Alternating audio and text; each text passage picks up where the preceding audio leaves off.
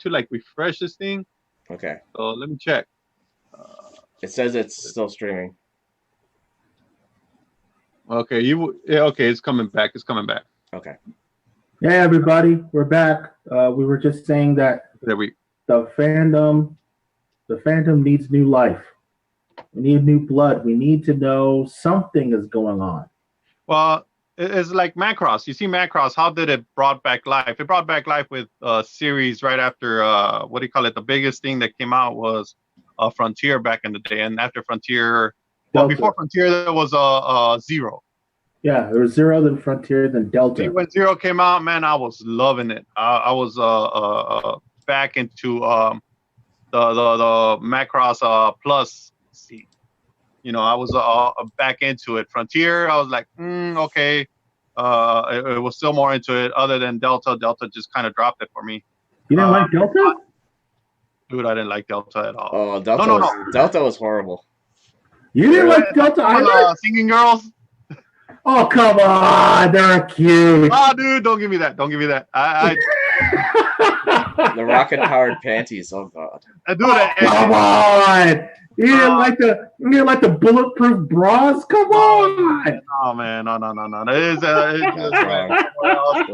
I'm waiting for Kawamorian team to come back with something else. But all that, even that I didn't like Delta, a lot of people did because you see a lot of the cosplayers out there and all that. Yeah, they're COD, dude. It's catering to newer blood, and that's what. With the problem with Robotech, it hasn't done that. Right. It looked like it was going to do it back in 2006 with Shadow Chronicles and so on, but yes, they just went with bad deals, man. I can't understand how you make a deal with studios and they don't allow you to do anything. The closest thing they ever gotten to was rebooting Love Live Alive and a little trailer for the Kickstarter for Robotech Academy. So until Sony picked it up, their licensing's coming out, and like you were saying, until you get all that stuff, then it all gonna connect. It all is gonna boost up everything up. Voltron did it, even though I didn't like. I haven't even watched Voltron since Peach found out about her brother. Voltron was beautiful. The ending. I did not like the ending because I know about the ending. Once I heard about the ending and I saw that ending, I said, okay, boop, that's it for me. Hey, Lancer, you want to tell Memo the spoilers for the ending? The boat sinks. I already know the ending. To me, the ending's already there. It's already like, what the hell? Okay, the boat sinks. Okay, but did you see the little cameo in the ending regarding Vehicle Voltron? I did. It was cute. I know they're not going to do a Vehicle Voltron, thank God. But what? I liked that would have been fun. I liked how they introduced it, though. I liked how they tied in all of the elements together. I personally like the entire series. I like animated series that have a beginning, a middle, and an end, an actual arc. And this one had it. And that's what Robotech needs. It needs some sort of reboot.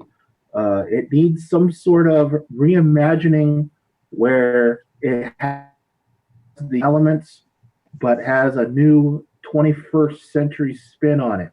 I mean, you could do a love triangle. Right. But here goes a question, Lancer. I got to interrupt this because everybody's saying they need to reimagine and whatnot, but that's what Sony's there for with the live action. Now, saying that, I don't know if we did a show on this or not, but let me question that. What do you think of the first Transformers versus Bumblebee? The reimagined Bumblebee. See, here's the thing. Because Transformers bit the big one for me 3 movies ago, I refuse to see Bumblebee until it comes out on video. I will not pay money for it. I won't pay money to see it because that's how much it has destroyed it for me with the whole, oh, look, I have a Beats pill and then use all these pixels to transform into something else because of really bad special effects. Oh, let me show you this huge big old video screens, but we forgot some video screens, and they still have green screens on them. In the post production of the movie, there were still shots of the screen with green screens. And Man, where you shop for your movies, man? Right here in East LA with me? Huh? Sorry? No, I'm saying about bootleg movies out here in the streets of LA, man. Downtown. No, I'm sorry. The Transformers. That's how bad of a movie you got, or this was on the big screen in the Transformers 4. There was the shot when they were fighting one of the Decepticons on a cruise ship or on a cargo ship or something like that. And in the back of an SUV, they had all of these different monitors. And if you look at those monitors, some of them had video on it, but then like 2 or 3 of them had green screens because they forgot to put in videos for them. That's how bad those movies were. And it just went down here. And don't even get me started on the Unicron being on Earth with. I'm sorry, that killed it for me. And I said, you know what? I refuse to pay any more money for Transformers until they completely threw what do you call it, Robotech the movie away on that one. But Bumblebee maybe gave me a chance to believe in Transformers again. And that's another thing in Robotech is what I'm trying to get back to you. If you saw it, how would you like to see it in Robotech? But I guess we'll have to hold that thought for when it comes out in DVD. I actually use Voodoo now. I buy through Voodoo. It's a Voodoo app, and it holds my library. It's like Amazon Prime and whatnot. But the cool thing about Voodoo is I could download it right here in my house. I use Roku.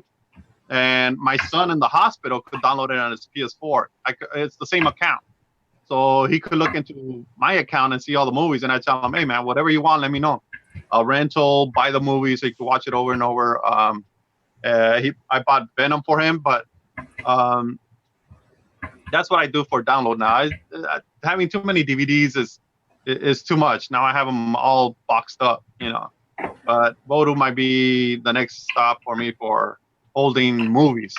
I could go anywhere, and I only pay for the movie. I don't pay for the app. I don't pay for the membership. I just pay for the movie, and it's there forever. I can answer your question using a different movie. I'll use Spider-Man. Okay, good. You have 3 different incarnations of people playing Spider-Man.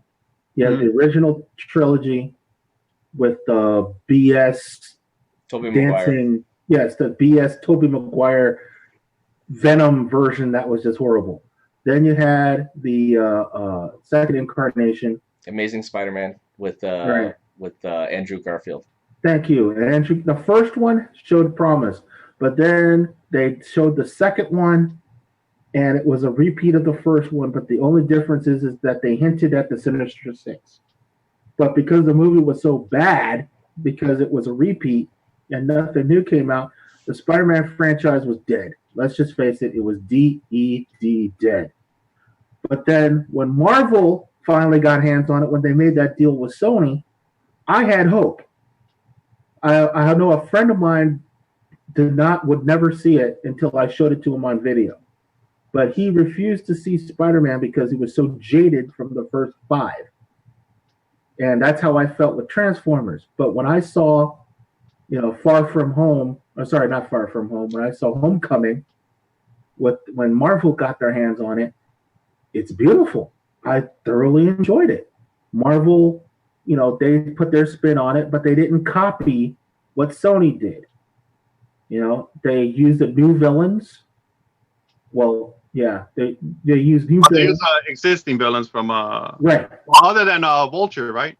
Right. Yeah, they have Vulture, and then this one was it called? The new one's called what? Away from Home, Far From Home. That's Far From Home. Yeah, that's home with Mysterio and yep. I forgot the other guy's name. The water, the elementals, the elementals are going to be in that one. Yeah, so it's Tom Holland's the new Spider-Man, and Jake Gyllenhaal is going to play Mysterio. And it's I'm gung ho for it. I'm ready for it, and I'm all now. And when the X-Men series goes back to Marvel, and Marvel recasts everybody for that, I'm going to be all in for that because there are so many storylines in X-Men that they haven't done, and that's what Robotech needs.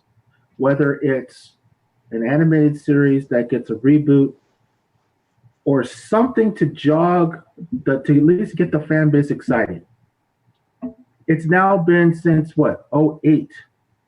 So it's now been almost 10. It's been over. It's been over 10 years. 10 years. It is over 10 years officially. That the announcement of a live action movie was going to happen, and I remember on the old website of Robotech.com before it died, all of the hype and all of the fan castings and the plot. Yeah, you were all on that. I remember. Yeah, and everything that was going on for that, and then the years started ticking away, and the hype eventually started to die. I know Harmony Gold tried their best with the whole, Shadow Chronicles and everything to try to keep it going, but because of XYZ reasons, the roller coaster ride petered out. So we're now at the point where it's like, okay, live action movie, yay. So it needs something. It needs some sort of transfusion. It needs some sort of something. It just needs something. Like you said, man, everybody's kicking their butt because it looks like James Wan was able to finish Aquaman, and he's like, okay, what's next? Oh, he's already going to be starting on the sequel of that, and he's going to be a big name. But they got him on the sequel of that. I think he had. I thought he had Mortal Kombat next. I don't know what is next, but I know he's going to be doing the sequel. There's no way he's going to be off that. He did too good a job. I think also the fact that Warner Brothers needs to continue on in the areas that they are succeeding, and Aquaman's one of them. So I think Aquaman and Wonder Woman are the two movies succeeding. Yeah, they have a vested interest in continuing. I think it caught up with Wonder Woman. It passed Wonder Woman. And if you could do that with those two movies, then there's your how do you say it? Your Justice League universe, the cinematic your universe right there to reboot everything. I know they're getting all new actors and whatnot, but sorry for Henry Cavill. He wasn't my favorite Superman. He was too dark compared to Christopher Reeves that I grew up with. Yeah, but that's the fault of the director, not him. It's the direction and the writers. And then the armor and all that. It's just like a Superman wearing armor, or the whole black suit. They try to make him Batman, and he's not Batman. He's Superman. Exactly. He's blue and yellow and red and American. And I just want to see if DC now's gonna try to get these two and become their And I was talking to Juan on Spanish podcast about how this could be, what do you call it, the start of the formula for the rest of the DC universe. Right. Well, that's what Robotech needs. It needs some sort of jump start. I mean, even if it's just a short. I mean, it's some sort of animated short that. I always felt that what Robotech needs is the same kind of treatment that they did with Star Trek and with Battlestar Galactica. The reboot. Yeah, it needs a complete reboot. It needs to be. It has to update some of the themes because right now it's been 35 years. Are you following the comics? Because that's the reboot that I'm reading right now. It's up to number 16 and it's already crazy at the end. I don't know if you're following the comics, Lancer, but no, sorry. There's a lot of sci-fi in it. I'm actually thinking, all right, I hope this is almost in the same movie because it feels almost like rewatching Star Trek. Like Battlestar Galactica, kind of. No, it's more like Star Trek, the reboot Star Trek with opening the wormholes and having the Invid come into the time where the SDF-1 is still trying to land on Earth. So you have Invid showing up, you have Laszlo Lazan in there, so you figure, okay, you got Sentinel stuff in there, Invid coming around. The only one from, I'm trying to remember if there's anybody from Southern Cross. No, nobody from Southern Cross yet. You know what I'm Well, thinking? You know what my theory is, Bubba? I think my theory is that Robotech has its own cinematic universe, and it's the three sagas, including the Sentinels, and as well as the Shadow Chronicles. And if you but can merge all that and create something that's new and different and fresh, then maybe this time travel thing is going to be maybe form the basis for this live all right, action film adaptation. all right. Here goes, Lancer. Here's this one for you. This is a good one. Um, now that being said, what do you think of considering that? Remember back in the day when James Wan was picked, all the negativity about him. What the hell? He only knows Saw, or these horror movies. You know, I didn't even see none of the Saws. Um, but I did see was it Conjuring, the first one. So when he was announced, Conjuring was barely coming out when he was announced for Robotech. What do you think of him back then? That you didn't know nothing about him, but he did a lot of horror movies. To what he did straight into sci-fi with Aquaman. I mean, did it change your mind about him? Because I was really worried myself. I'll admit, I was like, well, there's a lot of directors that came from horror movies and James Cameron and whatnot. What do you call it? That make great movies. They all started somewhere, but it does beg the question: can they go straight into sci-fi? And Robotech being the first movie, will it do well?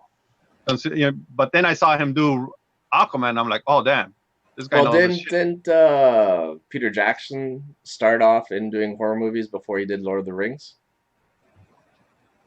Honestly, I wouldn't know. And what's his name from Spider-Man with Tobey Maguire? What's his name? That Sam Raimi. He was Sam Raimi, yeah, Sam yeah, Raimi. he did the Evil Dead, didn't he? With yeah, Evil Dead. Yeah. But you remember when James Wan was announced? You knew he was a horror movie. Did that give you a big question there, Lancer? Well, the question. Well, I didn't know much of his movies because I'm not into horror, but I always question when I don't know a director. But then, from what experience and listening to other podcasters have taught me, is that if a director has a vision and is allowed to do said vision and has a really good script to work with and a really good sense of the lore that they're working with, they're going to do okay. And he had a good script. I mean, it's not the greatest script, but for what it was a good script. He had a good cast to work with, and I believe that Warner Brothers allowed him to do what he wanted to do. I mean, they weren't hands-on like they did in the early years. I can only use DC as an example. I'll use Justice League as an example. You saw Warner Brothers' fingers in that movie. Oh, scratch that, reverse it. Suicide Squad. Watch that movie, and you will see how there's so many fingers in the pie of how that movie was made. Look at Justice League. That movie had 17 producers in it. There was like 5 different pages of EP with 4 different names on them. And I think that's where the Robotech ran into that problem with Warner Brothers. Too many. I heard Tommy say once it was like too many. No, I don't think it was Tommy. It was somebody else that said it's too many too many chiefs, not enough Indians. Too many chiefs, not enough Indians. And that's where Robotech failed to come in fruition. Where to the point you have Tobey Maguire out there saying, "What the hell, guys? I was the first one to jump on this, ready to produce."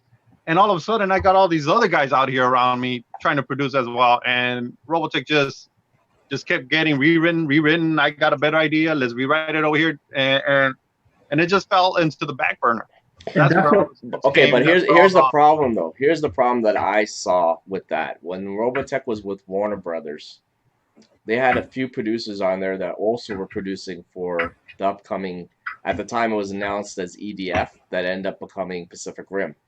and they had Lawrence Kasdan being producer for both. And I was wondering, that's kind of suspicious. Like, Warner Brothers is working on their own IP at the same time they're working on Robotech. Like, what was... Well, a lot of the ideas we were talking about ended up in another Superman, Man of Steel. Yep. Remember when I saw the Chiron ship right there, I'm like, dude, I know where this came from. Yep.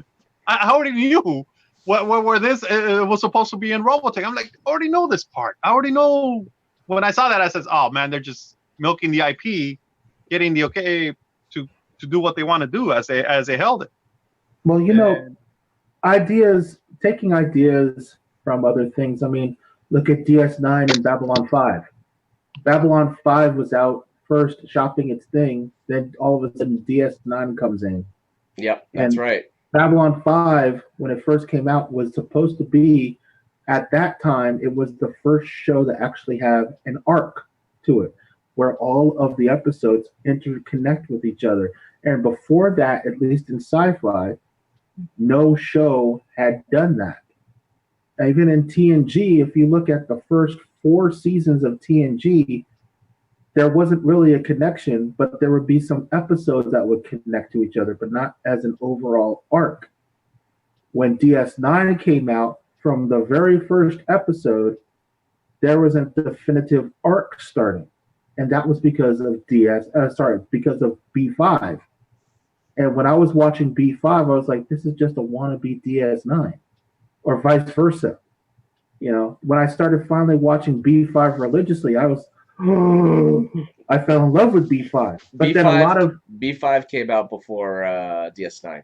Yes, and a lot of people who are Trek fans did not like, at least should I say DS9 fans did not like B5 because they thought B5 was biting off of DS9. Au contraire, mon frere, it was vice versa. But there are a lot of people who are DS9 fans, do not like B5. And vice versa, because of some of the story elements that are in B5 that are in DS9, because the showrunners of B5, when they were pitching it to Paramount at that time, that was Straczynski, right? Straczynski is the one that created B5.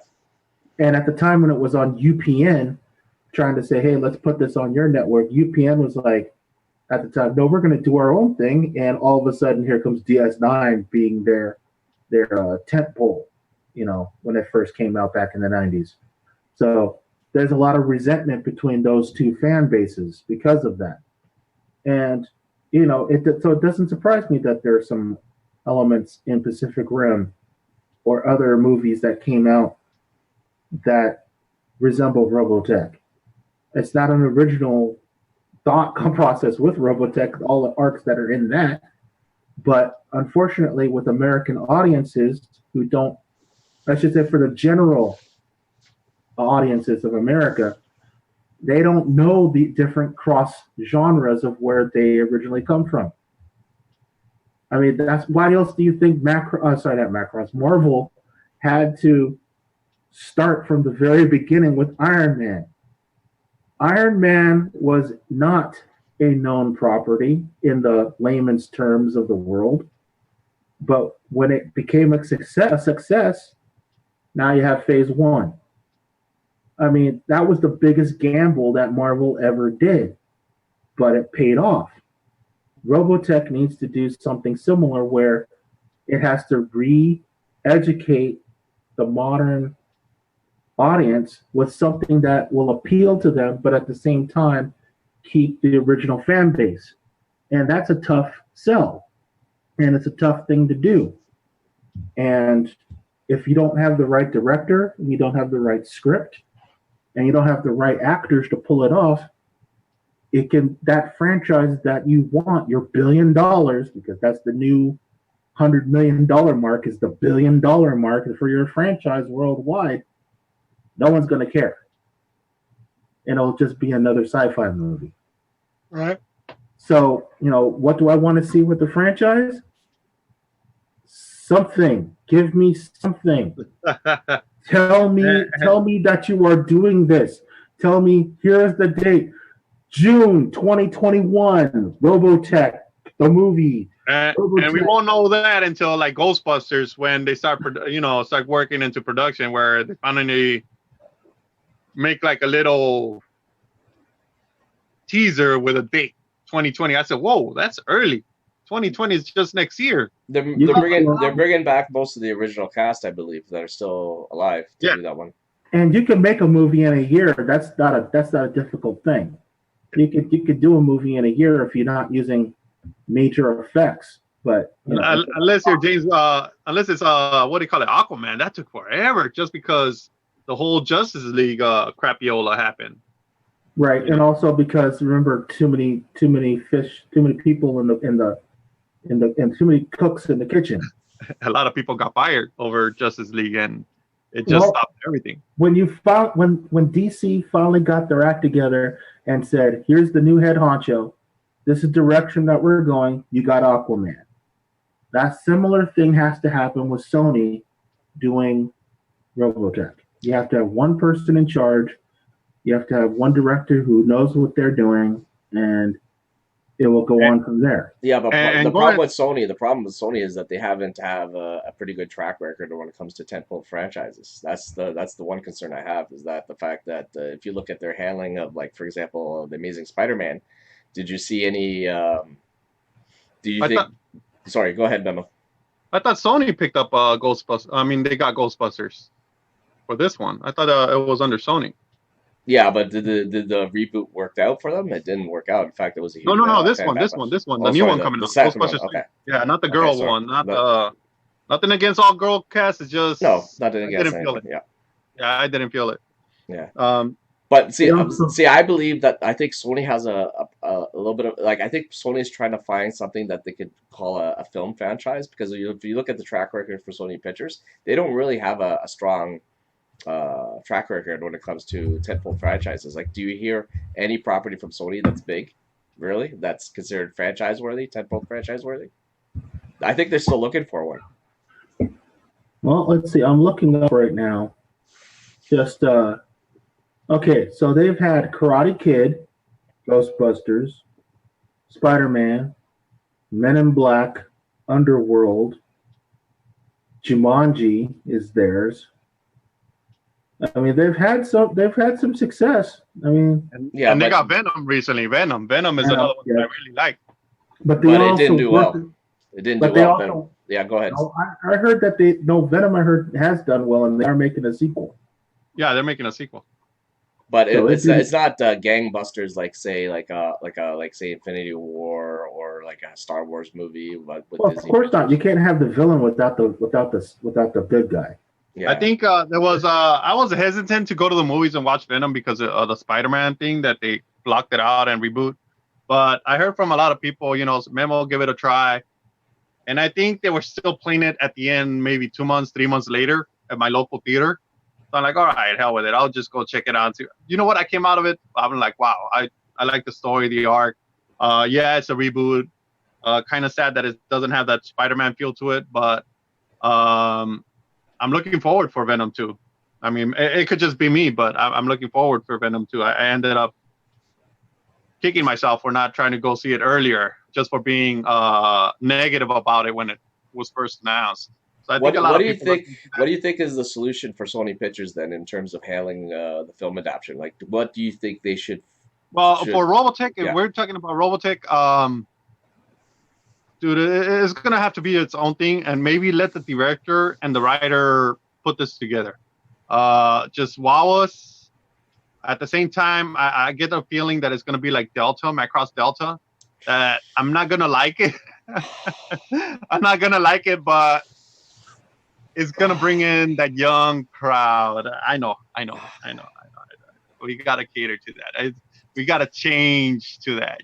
The millennial thinking and all this stuff.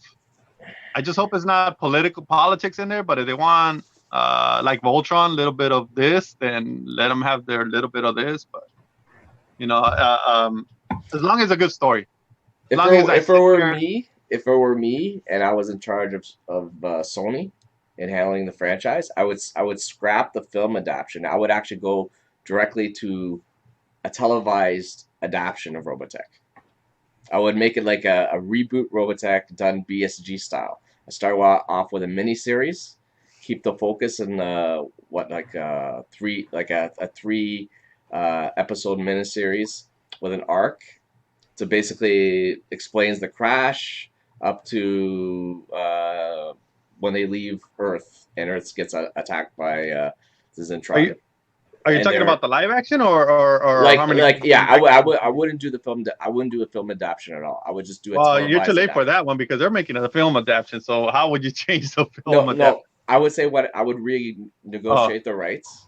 I would make a televised adaptation, and I would do something that's so original that no one's ever thought about it. And I was thinking using the Sony PlayStation 4 VR, which is a success, and the Oculus Rift on the PC.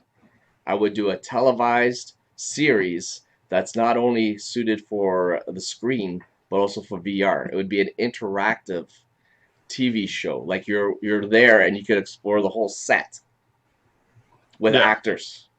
I would make it so different and unique that people would want to watch it because they would immerse themselves in the universe literally in VR. I think VR is the new way of watching movies. And I would use that technology as well as I think Robotech in terms of if you're going to do it that way, it would have to be episodic and soap opera-ish in order for you because people right now when they binge watch on Netflix or any other streaming platform, they want to watch a story that they can follow now. You don't have to have a separate, complete, self-contained show that's not related to the next show or the previous one. Now you can just keep it episodic and people binge watch these series. So it makes sense to have something like a Robotech style storyline and have it like just create like 15 episodes and then release it on Netflix. And that's what I would do. And the technology is there. The technology is so advanced right now that if you look at, for example, I watched Star Trek Discovery, and how's that? Because I haven't jumped into that Axis bandwagon yet because I'm already spending what do you call it, Netflix. I'm already spending what's the other, Crunchyroll. Those are major ones right there, and I got rid of cable because they weren't giving me much, so I went into YouTube TV. So YouTube TV with a Roku, it's $40. All I pay is for internet. So $40. Anyway, Memo, what I want to say is that the technology is there that you could actually do a live action Robotech TV series. No, but go back to that. How is that series to the Star Trek Discovery? Yeah. Like in terms of episodes?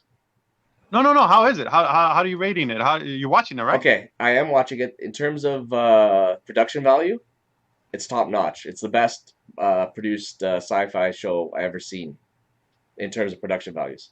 In terms of the storyline, I have no problem with Discovery because I'm kind of open-minded. So in terms of the story, I'm okay with it.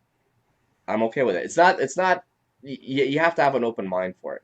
But in terms of like if Discovery was considered like a new show, I think people would enjoy it. And if it didn't have the baggage, good to hear. I was wondering about that because I haven't. The only talk about it is what you see in the internet, but not really like talk to a person who's seen it yet. You know, Orville. Who watches Orville? I watched Orville too. I haven't watched it yet. It's a good series. It's not as good. Actually, the best sci-fi show in terms of currently on that's being streamed or televised would be The Expanse. The Expanse is actually better than Discovery, Star Trek Discovery, and significantly so. It's an original. That's on Netflix. I have it on Netflix. You have The Expanse? Okay. I seen The Expanse right there, but I'm like, what the hell is this? Just skipped it. I went into anime instead. My anime selections. Yes, actually, I've been binge watching Bakuman right now. I like Bakuman. That's a pretty good anime. So, but what do you call it? Well, I think that's about it for the live action. Is what do you call it? We're just still waiting on Andy Muschietti to finish up It Too. They're in audio right now, just by the clues that I've been seeing on the pictures. So that tells me that editing's done. And like I said, people that I talk out there, they usually before you start doing the music or composing the music, you want a full edited movie. That way, you don't have to waste your time going back and forth with changes. Once the movie's set, then boom, then comes the music, and by then it already has Foley, possibly Foley, which or effects. So I'm at the point where I'm thinking, okay, this thing is almost done, and I hopefully within the next couple of weeks, I'm talking about weeks, not months no more. Next couple of weeks, we look at a trailer because the last picture we saw from Andy Muschietti was him, what do you call it, looking through images, and I'm thinking, oh, here comes the how do you say it, the poster picture maybe, the one that is going to be announced. So what is he going to pick that tells everybody about it too, and then right into maybe a teaser trailer, hopefully one of them two, and it's coming up. And once that thing comes up, the movie's done, and it's all about advertising now. It's on Warner Brothers? Yeah, Warner Brothers hands. They take maybe a rest, a couple of weeks, and start heading onto Robotech. They'll probably already have something and have already looked into Robotech, but already, finally fully jumped into. So hopefully by WonderCon there's something out, which is March. Luckily, I'm going to be busy with my move. Quick question: are you suspecting when Barbara Machete made that Instagram post regarding Isabel? Do you have the image right there? I don't know if you could post it up on the YouTube thing. Okay, people know what we're talking about. I don't know if you could throw it up there. I know I sent you a picture of it. Yeah, I can't post a video because we got not video, a picture of Andy Muschietti. I don't know. Did I send it to you? Let me see if I have it here.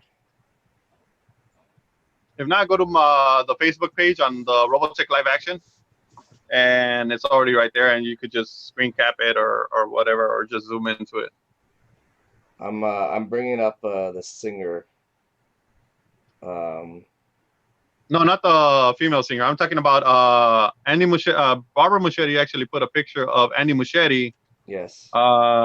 Looking at or listening to music. So that tells me those are probably songs that he's going to put in the movie or at some point. But he had a hat or a cap that had some special wordings on it, and it was a Barbara Streisand song, an old song. And I don't know if people caught it, but once I saw it, I was like, wait a minute, let me check this out. And sure enough, it was Barbara Streisand's song. And I don't know if it's going to be in the movie or not, but it just gave me a clue of what he's listening to. So I'm like, okay, he's into the music already. They're already looking into the music, the composing, and stuff like that. So that should take a couple of weeks.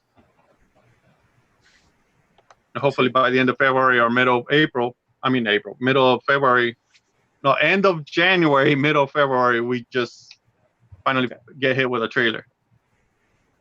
This movie is supposed to be out this year, right? It too is supposed to be out in December. I'm not exactly sure if they are. Yeah, I think it's supposed to be out this year in December. I'm thinking it's supposed to be out this year in December. You know what? I can't post it because it's slowing down my system, so I'm gonna have to. Yeah, I saw you. I'm looking at the images over here, and I'm like, oh. Okay. Yeah, I closed it just now, so it's okay. I'll do it on the other laptop. I'll save it for next time. No, I'll do it on the other laptop. Yeah. But we'll see where we're at with that. And once that thing is done, then, oh, man, they can move into Robotech. And that's where I'm thinking they're going to move into, because the most of the production out there that's already been done is the writing. So the writing is already Jason Fuchs, the writer of Wonder Woman. You should already have number 1 and number 2, Robotech 1, Robotech 2 already done. Are you still there, Mav? Because you look like you're frozen. No. I'm just looking at my other laptop here because I have a laptop that like this one here I'm using now is to stream, and the other one I use for downloading stuff, so I could I don't have to take resources away. It looks kind of blurry. Either that, or I've been drinking too much, or it's just me. I think you've been drinking too much. Huh? I think you've been drinking too much. No, it is blurry, man. Could be. No, it is blurry. Is it blurry? Yeah. Okay, hold on. I think your computer just went on took a hiccup when you try to put that video up or that picture up. Yeah, yeah. Don't worry, it's still streaming kind of nicely though. So On your end. my end, Well, you're yes. kind of saying it's me, huh? But yeah, that's about it. I don't know what else to add right now. Let's see. Oh, excuse me. That's about it. The comic, if you guys are not following it, follow it. Crazy stuff going on in there. Like I said, there's Roy. If you haven't heard by now, Roy Fokker has a brother in there, a twin, Roy Fokker, running around. Who else is running around? Lanzo Zand. Lanzo Zan is in there. It looked like he's the one controlling the time loop. And somebody shows up at the last comic, 16. I'm like, damn it! Now I gotta wait for 17 to see what happens because it throws everything out of loop on what's going on. Hey, I have a quick question, Memo. Do you like the artist's rendition? I like the new artist. I like the writing. Okay. I hear Furman might be changing with another writer. Okay. I don't know who it might be if it was being announced, but I'm loving the story, the new take on it. It's not the same stuff that we read all the time. It's brand new. It has Sentinels in it, which is cool, but it's kind of freaky, but cool. And I like some of these heroes coming back, but I don't know where all this is going, you know? Rick Hunter is not falling in love with Lisa on this one. It's like weird to see him just around there. And that's about it, man. And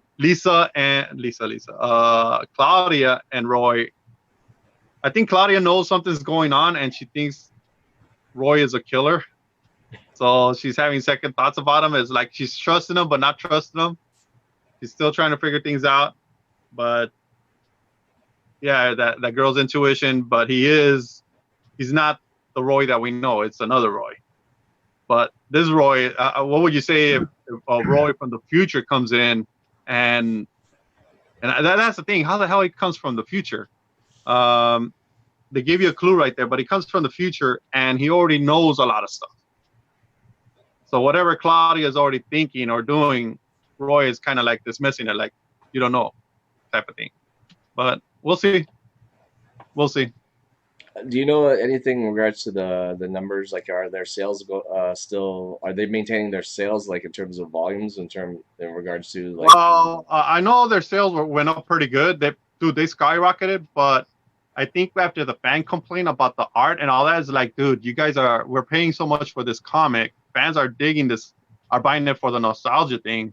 Why not just put more money into it if you're getting all this money? And that's what happened. And I think they noticed that right away by comic number 5 when Simon Furman came in and took over the writing. And the art changed, I think, soon right after. So don't let the covers throw you off. I really don't like a lot of the covers, but it looks like they're trying to show improvement.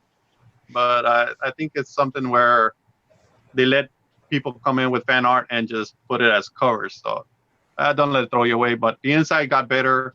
The story got better. So from the 5 on, once you hit 5 and start going on, you can't stop reading it. And I use Cosmicology to download my comics. So I get it like a day early, maybe a day and a half early, 2 days early than everybody else. So boom, boom, I read it very quick. And then I gotta wait and buy the hard copy. But I'm at 16 right now. It's at 16. I'm trying to remember when it's comic book day because they're gonna give a special issue out. So I don't know when that's happening. I actually have that here. Just give me the. I'll give you the. I'll minimize this window here. And what I'm gonna do is I'm gonna show. I'm looking at my laptop over here. Okay. So actually, I have it right here. So this is actually I've made my own RS feed in regards to the Robotech news on Twitter. So it's more concise. So there was something that was released today, and it's regards to the Robotech Brace for Impact board game arriving in 2019 from SMG Play. So that's coming out, and it's basically I guess that's a board game memo. The board, like the similar game rules that they used in the previous one. Let me see. Dude, I can't even read it. So blurry. Okay. So anyway, there's a new story content, great jumping on point and beginning of our honest to gosh Robotech event, and it's free. We'll spoil you at free. They're talking about the free comic book. Yeah, there's a free comic book day coming up.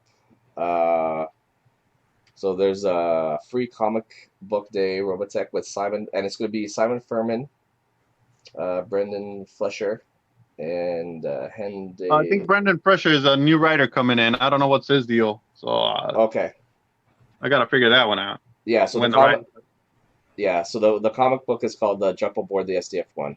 So it's so it's a great time on Free Comic Day to join the radical reimagining of the sci-fi anime Robotech as Robotech gears up for an all-new event. This free comic book will shine the spotlight on unseen events and hints of things to come. So if you want to see what's coming up for the future of the property, definitely pick up the free comic book, Robotech comic book on Free Comic Book Day. Yeah. And I like this cover, so it's a better cover. I know a lot of people are not used to the American look, but I'm digging it. I know it's not the Min-May we know. I know it's not the Roy Fokker we know, but I'm digging this new look. So it's kind of getting me into reboot mentality there. So what's coming? So that's all I have. Lancer, anything last thoughts for the new year you're expecting? Like I said, let's just have something. I want some news. That's all I want to see. So, I'll be all ears. Good to see you guys. Okay, Lancer. Hey, too, have a good one. Happy New Year. Happy New Year, everybody. All right. So, Memo, do you have anything more to say in regards to a retrospective of 2018 and the Robotech property, or just wait on the live action? Everybody's waiting, so I keep posting up information out there, passing it around. So Robotech X Facebook page, Robotech X fandom. If anything comes up, of course, that's the first place I put it out. People are sending me stuff, which is cool. Sometimes I'm at work and I can't do nothing. I'm like, of course, damn, I'm at work. I got all eyes on me right now. Let me go to the bathroom and but do you honestly think we're gonna get something in regards to the film adaptation in 2019? Like any tidbits? Because I believe so. If that's gonna be the movie, which I believe is gonna be the next movie that Andy Muschietti will do, then I believe that we're gonna see tidbits of that. Unless James Wan picks it up. Since he was the original director, but. I don't know. I'm just gonna leave it as is because right now you never know when it comes to Hollywood what they decide to do with intellectual property because they can do whatever they want, right? So I'm just gonna stay out of it. All I wish is that the Robotech fans enjoy what's coming right now in regards to the comics, and they enjoy the stories that are coming out, and we get a little bit more product. It seems like there's a little bit of movement in that front in regards to the board games, and I believe. Isn't there any Southern Cross product coming out? Southern Cross, there's a Kickstarter coming out on February 1st. So, okay, I'm gonna jump on that Kickstarter just for the hover tank. So I have a hover tank. I don't know if I have it around here. The original Matchbox. The original Matchbox toy. I don't know where I put it. The big ass clunky thing. So I take it around conventions. So it must be in a box or something. But I got to organize this stuff. I got a lot of Robotech, a lot of Star Wars, Gundam. Got a lot of Gundam in the bottom. Yeah, I collect Gundam. So Gundam's cool. Robotech. Yeah, I have Gundam too. I got Macross over there, and I gotta find. But yeah, February 1st is the first time they're gonna try to reproduce hover tank. So it looks like the Matchbox one. So now is it going to be fully transformable in all three modes? And I hope the Ajax is right after. I'm hoping. It depends on the success of the hover tank, correct? Yeah, it all depends on the success of the hover tank, on how many sales go up, and they'll pursue the next toy and the next toy and the next toy.